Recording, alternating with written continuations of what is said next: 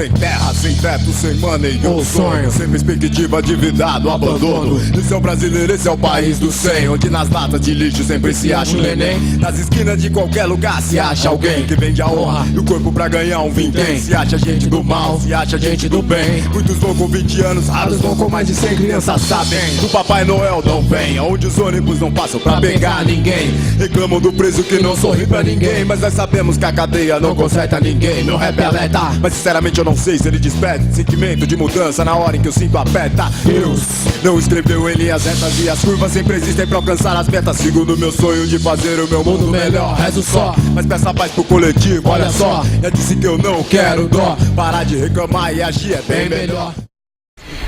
Esse aqui é o hino do Flor de Maio? Não, esse hino aí foi feito na ocasião da Revolução de 24. Foi feito como hino do Flor de Maio. Nós somos do Flor de Maio, humildes gentes de cor, mas temos a nossa alma repleta de paz e amor. Nós somos todos paulistas, ninguém não. Eu vim da África, eu sou nadador, sou de origem negra, sou filho. A cafeicultura começa com o trabalho escravo, mostrando que no chamado oeste cafeeiro, tido como liberal, tido como progressista, né, o trabalho escravo ele era tratado da mesma forma, vamos dizer, haviam variações, não resta dúvida, mas basicamente a violência estava presente. É claro, só a escravidão em si já é violência. Então, como esses livros oficiais desapareceram, você não tem o registro oficial, né, da origem. Você pode constatar a origem desses escravos de outra forma, através dos inventários, porque no inventário aparecia o nome do escravo, a idade, se ele era apto ao trabalho e a cidade, o lugar, a província de onde ele veio. Então, nós observamos que nos anos de 1870, a partir de 70, que foi o período áureo, o grande crescimento da escravidão em São Carlos, esses negros vinham da região de Caetepe, na Bahia, do chamado Sertão da Bahia. Para se ter uma ideia, nessa época, São Carlos tinha cerca de 1.800 escravos, para uma população de 7.000 habitantes. E se nós pegarmos os negros escravos, os negros livres, né, e os mestiços, essa população é cerca de 40%, vamos dizer, negra na cidade de São Carlos. Tinha um impacto grande, né? E na década de 70 atinge já a cifra de 2.800 no final da década. Por quê? Porque é na década de 70 que o café toma conta mesmo da região. Os jornais da época divulgavam o movimento de escravo, entrada e saída, como você pega o jornal hoje e vê o câmbio. Mas São Carlos, no pico, chegou a 3.800 escravos, às vésperas da abolição. E consultando os relatórios dos delegados-chefe de polícia, tem um relatório da década de 1870, em que ele diz ao presidente da província estar preocupado com o alto grau de suicídios de escravos na província. E ele dizia que ele encontrava a explicação desse alto número porque os negros que vinham para São Paulo, a expressão, estavam afeitos ao âmbito familiar no Nordeste. E com a decadência da economia nordestina, eles foram arrancados das suas famílias e trouxeram para cá. O delegado de polícia atribui esse alto número a esse estado de desagregação familiar também. Então ele sempre esteve presente e foi significativo como força de trabalho. Então, eu lembro quando a gente morava no sítio, eu tinha uns 5 para 6 anos. E ele contava, minha tia contava, ele também, que ele morou numa fazenda, ele foi comprado da Vila Sorocaba, né, por um senhor, e trouxe ele para essa fazenda grande, né. Aí ali ele ficou trabalhando de escravo, né, mas ele era de dentro da sede, né? Ele não era aquele que ficava lá para a lavoura, né? Ele era um senhor alto, até ele media 2,18 metros de altura, né? E assim, de cor, ele andava sempre de roupa branca. Aí que ele ficou nessa fazenda, teve mais de 200 filhos, que ele era o reprodutor. Ele era o reprodutor da senzala, né? E ele estava gostando de uma mocinha, aqui na começo, na entrada de São Carlos, né? Essa mocinha era minha avó, a Palmira. E começou a gostar dela, aí teve um dia que ele roubou ela e trouxe ela para a fazenda. O dono dele já tinha libertado ele, né? Aí que ele se casou com a minha avó. Aí nasceu mais 26 filhos. Que aí meu pai estava no meio, né? Mais os outros irmãos, né? Aí ele ganhou um dote de terra, meu avô, nessa região aqui de Santa Teodósia. Ele fazia rapadura, ele vendia toda essa região aqui das fazendas, né? Sei que ele ensinou meu pai a fazer a rapadura.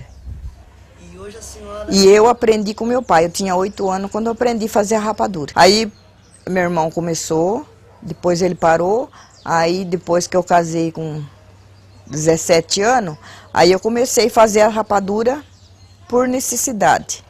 Fui fazendo e estou até hoje. Aí fez aquela casinha de madeira. A casinha de madeira, no fim, foi indo, caiu, né? E a única coisa que eu guardei da casinha de madeira foi a chave. A mesma casa que destrancava a porta da casa dele. Eu acho que essa chave, eu acho que é até de alguma senzala. Ele viveu 130 anos, né? E ainda ele morreu por causa de um tétano.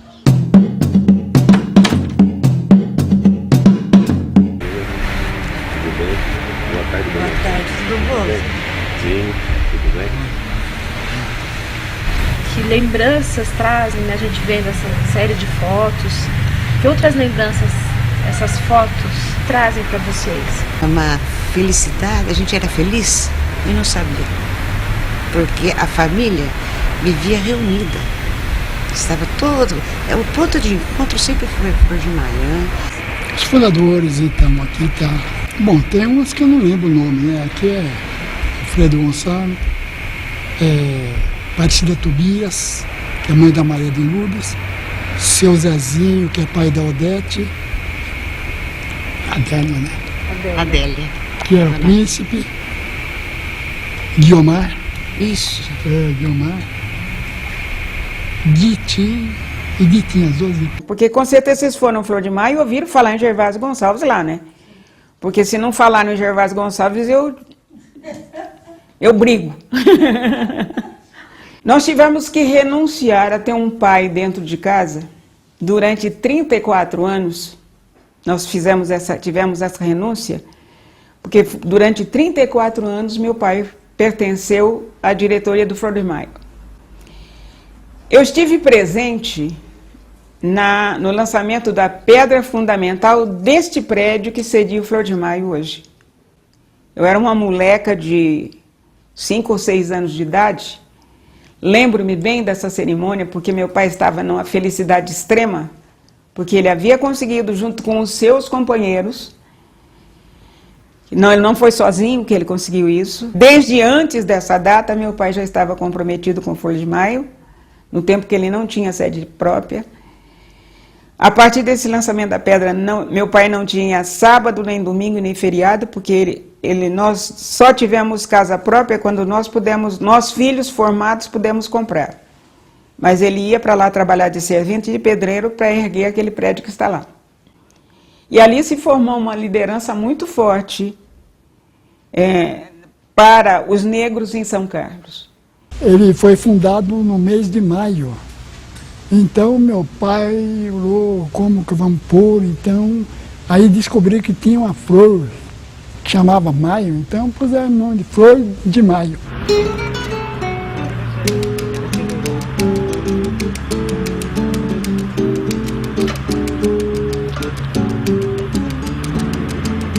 sou filha de ferroviário, né?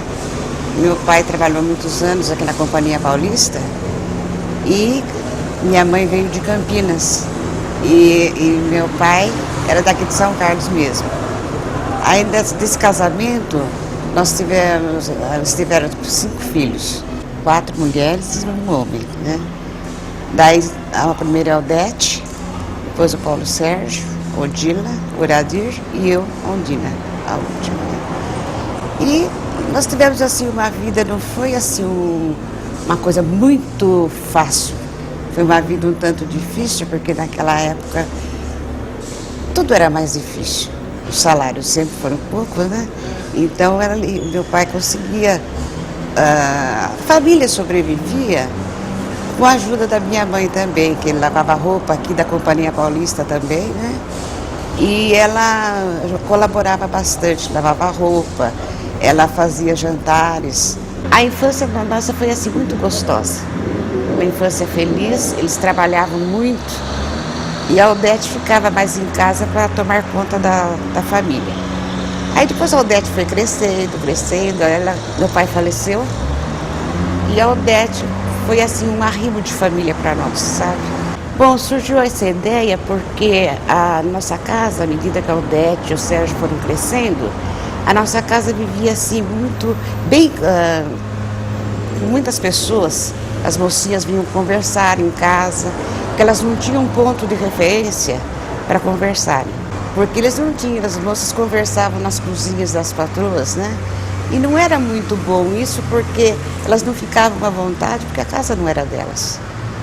Aí, quando surgiu a Flor de Maio, aí elas já tinham aquele ponto de referência, onde elas chegavam, conversavam, além de todos os assuntos, trocavam receitas. E era assim uma vida, passavam um final de semana bem social, porque muitas também não tinham noção do que era uma sociedade. E daí também foi surgindo o interesse por aprender cada vez mais para poder passar para os outros. Aí foi aumentando e os rapazes também começaram a participar. Eles começaram a vir porque eles ficavam nas esquinas e eles se sentiam mal de ficar parados na esquina conversando, né? Aí eles também frequentavam no clube e o clube foi crescendo, né? Hoje ele está aí, essa potência, graças a Deus, né? Foi fundado por meu pai, José dos Santos, o seu Alfredo Gonçalves, o seu Juvino. Todos eles eram ferroviários, mas eles cobravam assim das moças singelo, porque ninguém ganhava muito bem para poder pagar uma mensalidade de um clube, né? Eles foram fazendo um caixa para cada eventualidade, que às vezes eles contribuíam também com a saúde das pessoas, né? Às vezes alguém ficava doente, não tinha como se tratar.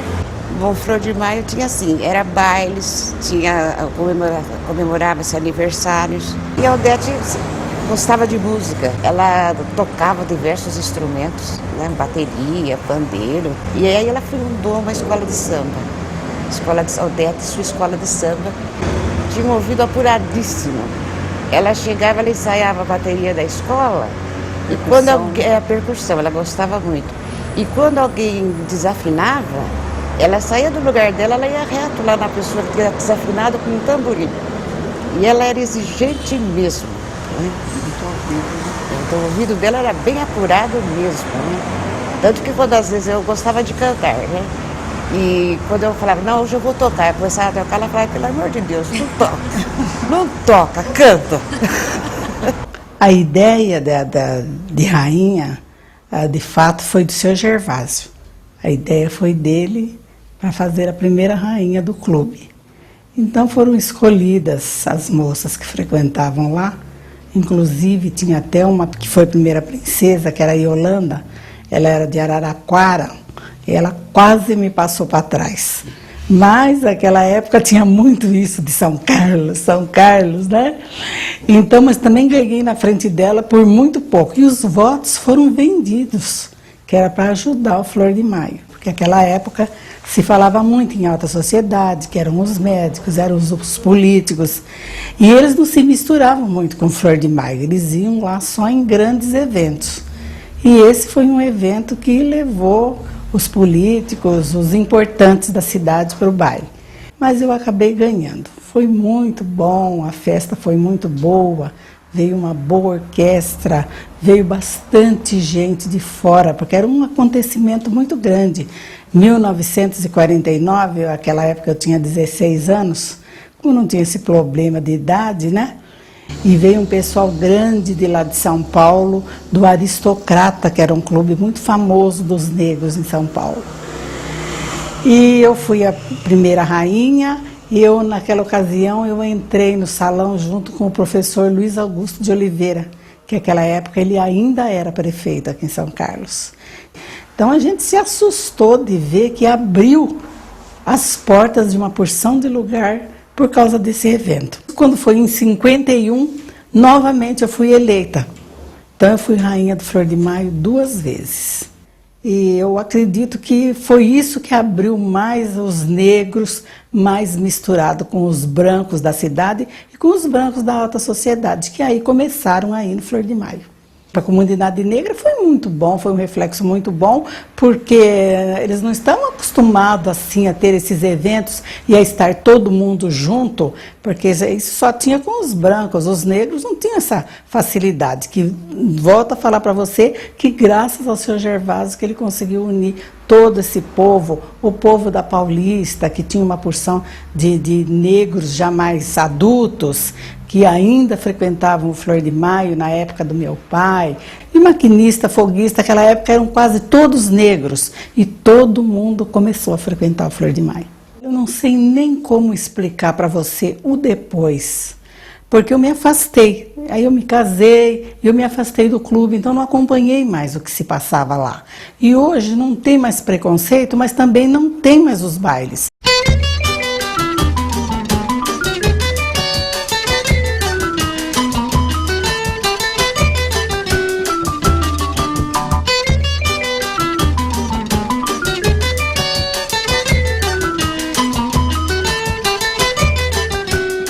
Flor de Maio teve uma escola também, uma escola de 1º ao 3º ano. Era o curso básico, né? E inclusive eu estudei nessa escola. Bom, existia uma separação, né? Porque o negro não entrava, assim, diversos clubes que tinham na cidade, os negros não entravam. Então o pessoal dizia que era o poder aquisitivo que era muito pequeno. Mas a gente sabia que não entrava mesmo no clube porque a pessoa negro não misturavam negros. E às vezes os próprios negros também já se afastavam, porque não queriam ser humilhados. Olha, era um negócio muito complicado. Bem mais complicado, talvez, do que seja nos dias de hoje. Eu vou começar apenas por um particular. Curso primário da Escola Normal de São Carlos, hoje conhecido como Álvaro Guião. Sempre foi uma escola pública estadual. E negro não estudava lá. Eu fui a primeira negra a entrar nesse curso primário de lá. Agora você poderia me perguntar por que você conseguiu e os demais não conseguiram?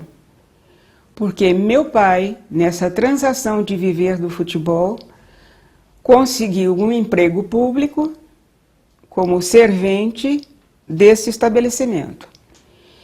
E meu pai sempre foi ligado às questões da raça negra, às dificuldades que nós tínhamos, a que nós éramos submetidos. Saiu a esta época uma legislação especificando as funções da escola pública. Meu pai não perdia notícias como essa. E foi sacudindo essa lei nas mãos que meu irmão Diógenes e eu conseguimos entrar no curso primário da escola normal. E atrás da gente, outros negros também conseguiram. Então foi assim que a gente quebrou esta barreira. Lembro-me até que, quando eu terminei o primário no instituto, todo mundo, minhas colegas brancas, perguntavam se agora eu ia para a escola industrial. Se você quisesse continuar estudando, você negra, era na escola industrial para aprender a ser cozinheira, ou bordadeira, ou babá, ou confeiteira, coisas no gênero, né? Uma profissionalização que seria absorvida não pelo mercado de trabalho convencional, mas para atender a classe mais favorecida. E para onde não só os negros, né? Os pobres. Consegui até ser aprovado no vestibular, mas não consegui levar adiante os estudos, porque não havia como conciliar estudo e trabalho. Voltei para São Carlos, a ponto de pegar a segunda época do vestibular da Escola de Educação Física de São Carlos, que já existia naquele ano de 1956. E na primeira oportunidade de concurso eu vim, prestei e passei a ser professora, então, da Universidade Federal de São Carlos.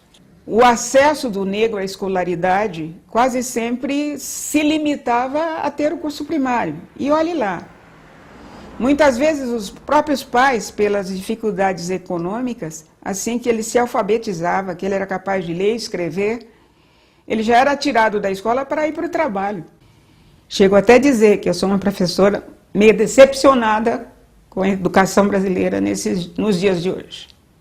Isso me dói, me engasga, como vocês estão vendo. Na verdade, o Grupo Rebu, ele não só o Grupo Rebu, mas outros movimentos que antecederam ao Rebu, que ele seria um fragmento do movimento negro Congada, foi uma peça elaborada por esse grupo, pessoas que começaram, de certa forma, a colocar o patamar da luta racial, digamos, no plano da cultura.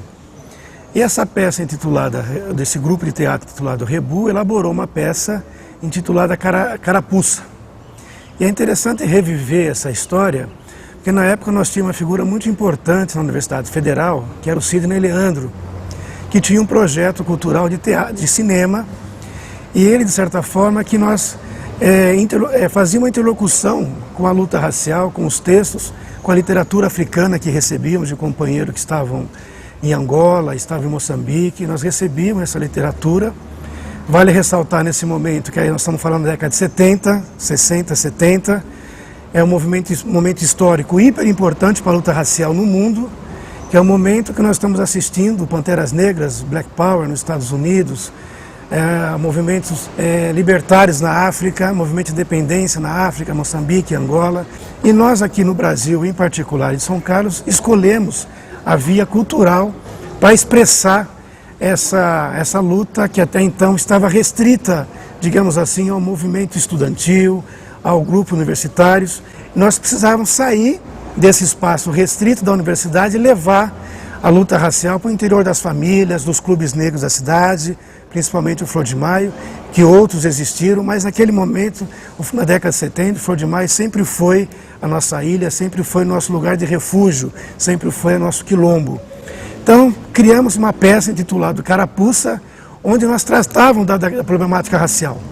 Eu acho que, nesse momento, o grupo de teatro Rebu e essa peça Carapuça, ele dá um salto muito grande.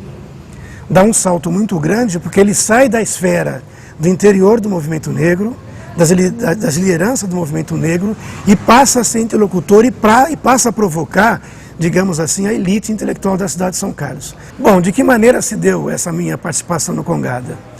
Era muito difícil discutir política naquela época.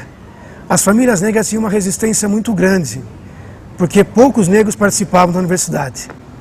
E a ideia que se tinha naquela época, e não podia ser diferente, é que nós éramos subversivos, que nós éramos socialistas, que nós éramos comunistas, que a maioria dos estudantes queriam se infiltrar nas famílias tradicionais negras, né, para namorar as meninas, deixar as meninas depois num espaço não, digamos assim, digno nas famílias, porque nunca eles tinham um projeto de ficar na cidade, vinham, estudavam e iam embora.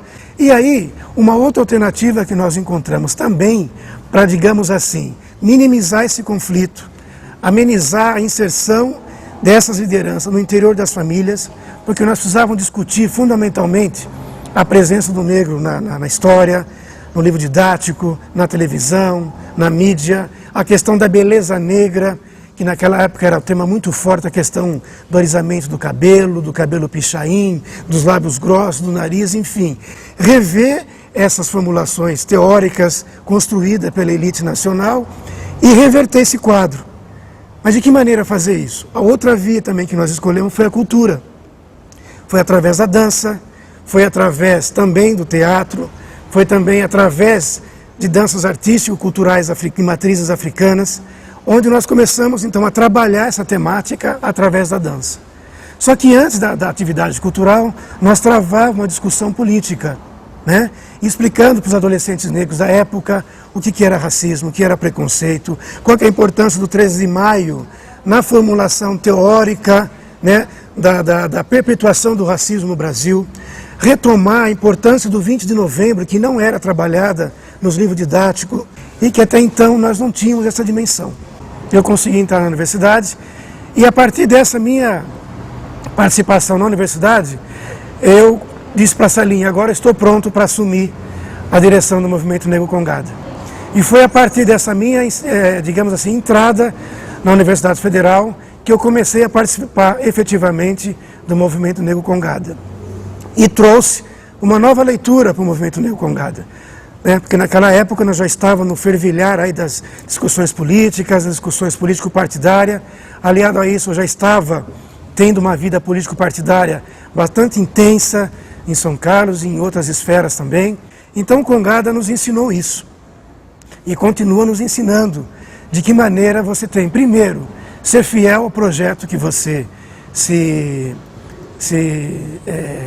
resolve, né, participar, principalmente não trair os seus objetivos, não trair a sua causa, e ter a paciência e ter a tolerância necessária para uma sociedade, para uma elite cultural, para uma elite político-partidária que nunca esteve preparada para efetivamente assumir as causas específicas que esse povo que tão dificilmente, tão arduamente construiu esse país e que ainda, infelizmente, com avanços milimétricos, está conseguindo conquistar a sua cidadania, a sua visibilidade, a sua dignidade.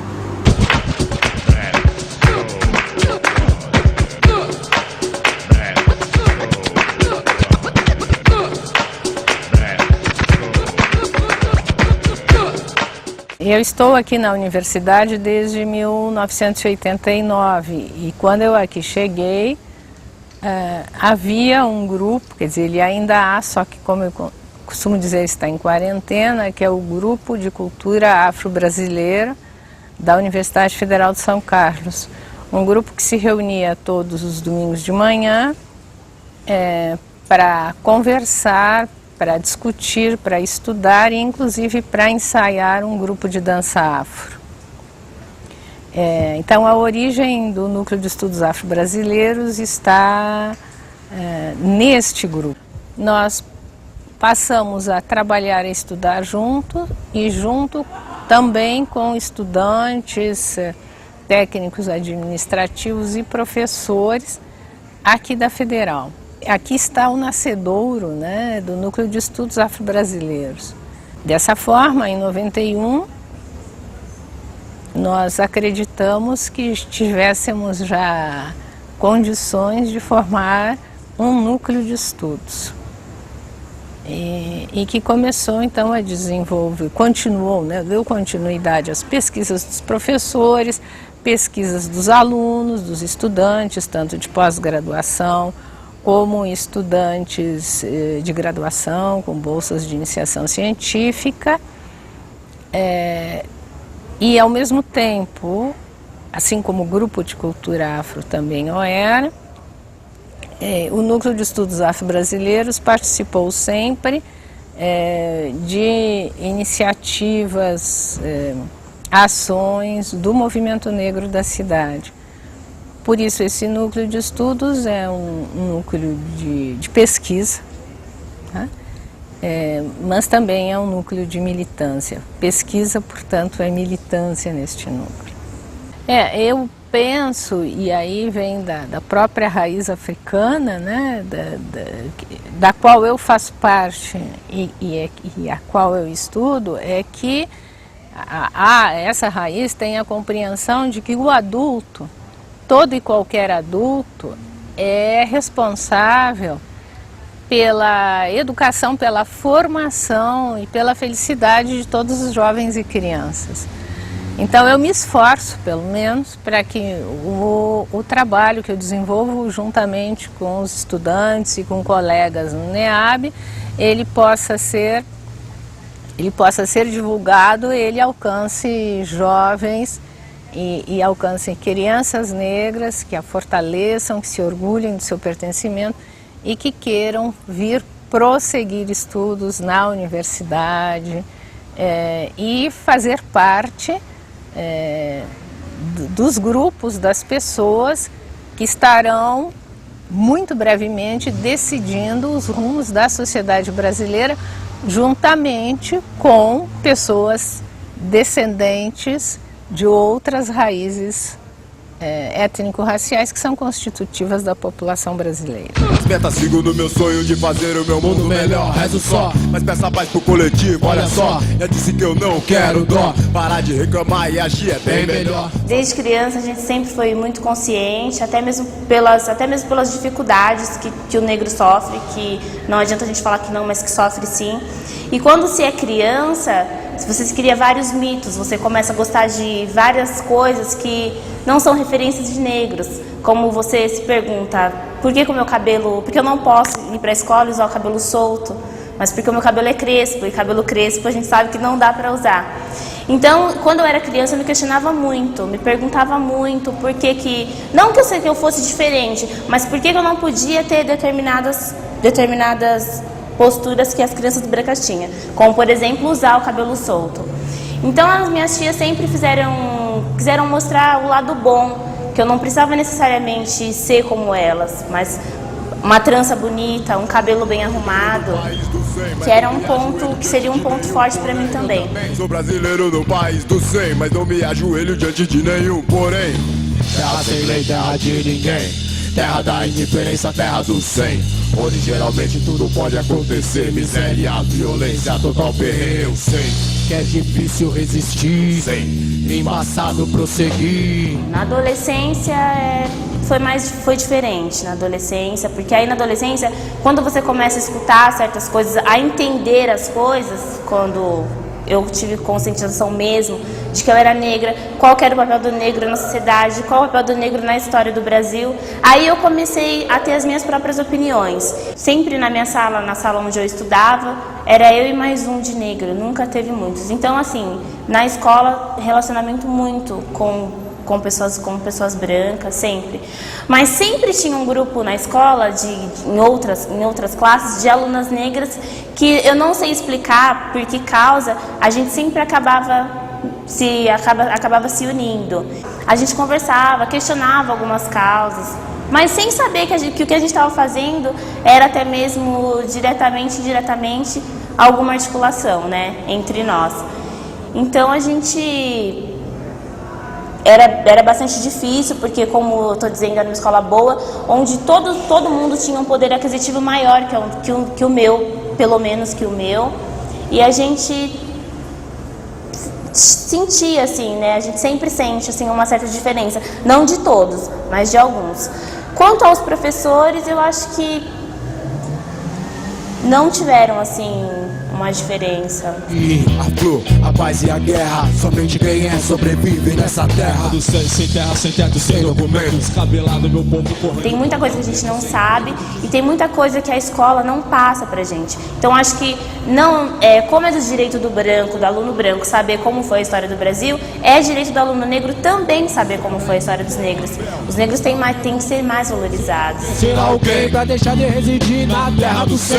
Estudar, batalhar, ter diploma na mão, meter as caras na universidade sem compaixão, entrar na sociedade devagar, sem barulho, passo a passo, chegar e tomar conta de tudo, ser exemplo pros demais irmãos do gueto, demonstrar que o corre é desse jeito, sem anseio, só na João, sem braçologia, comendo pelas beiradinhas, tipo louco de Minas, sem drogas, sem álcool em excesso, sem exagerar, sem atravessar com os loucos da quebrada. A união faz mais força do que o açúcar, é bem por aí, nego véi, vamos à luta. Esse é o melhor conceito, sem preconceito, de preto pra branco, de branco pra preto, respeito. Só naquela, na boa, na paz, tá na nossa mão, terra do 100, nunca mais.